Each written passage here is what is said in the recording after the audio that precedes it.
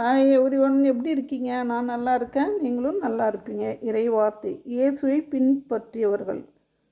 அவர் பாவிகளோடும் வரி தாண்டுபவர்களோடும் உண்பதை பரிசேயரை சார்ந்த மறைநூல் அறிஞர் கண்டு அவருடைய சீடரிடம், இவர் வரி தாண்டுபவர்களோடும் பாவிகளோடும் சேர்ந்து உண்பது ஏன் என்று கேட்டனர்.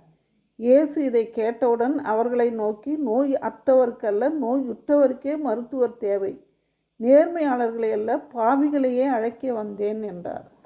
பரிசேயரும் சதுசேயரும் இயேசு எது செஞ்சாலும் குற்றம் கண்டுபிடிக்கிறார்கள். ஒரு கும்பல் அவங்க. இயேசு அச்செயல் தான் செய்கிறாரு, ஆனால் அவங்க சீடர்கிட்ட குறை சொல்கிறாங்க. இவர் பாவிகளோடும் பரிதாண்டு போடும் சேர்ந்து சமமாக சாப்பிட்றாருன்னு குறையாக சொல்லும்போது உடனே இயேசு என்ன சொல்கிறாரு?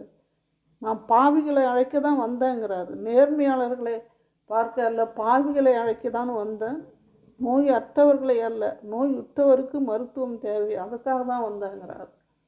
ஸோ எளியோரை உயர்த்தவும், நோய்களை குணமாக்கவும், பாவிகளை மனமாற்றம் அடைய செய்யவும் தான் நம்ம இயேசு எளிய கோலத்தில் வந்தார். அதனால் என் நீதியின் பொருட்டு யார் உங்களை இகழ்ந்து துன்புறுத்தினாலும் நீங்கள் மகிழ்ந்து பேருவகை கொள்ளுங்கள், ஏன்னா விண்ணரசில் உங்களுக்கு கிடைக்கும் வெகுமதி அதிகம் அப்படின்றார். அதனால் நாம் இறை வார்த்தைகளையும் அவருடைய நல்ல செயல்களையும் துணிந்து செய்வோம். அவர் ஆசிரை நிறைவாக பெறுவோம். ஜெபம். எங்கள் அன்பு தெய்வமே, எம் இறைவா, நாங்கள் கெட்ட சிந்தனை, சொல், செயல்களால் பாவிகளாக வாழ்ந்து கொண்டிருக்கிறோம். எங்களை உம்முடைய மகிமையுள்ள கரத்தில் ஒப்பு கொடுக்கிறோம். நீர் எங்களை பாவத்திலிருந்து மீட்டருள இறைவா உம்மை மன்றாடுகிறோம். ஆமென்.